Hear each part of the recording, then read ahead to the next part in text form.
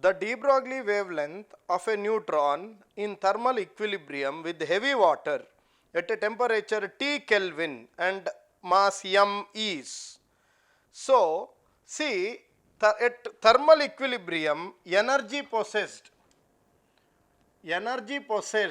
by any particle is all kinetic energy only.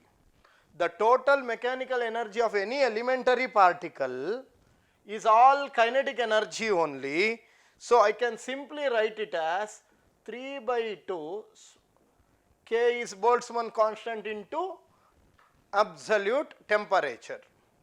Now, we want the de Broglie wavelength, that is, this is kinetic energy, and de Broglie wavelength is lambda equal to h by root of 2m k, where k is a kinetic energy. Mass of the neutron is given as m. Now, for k I will substitute 3 by 2 small k into absolute temperature.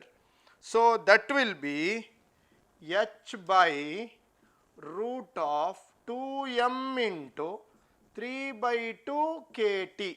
So, 2 cancels off.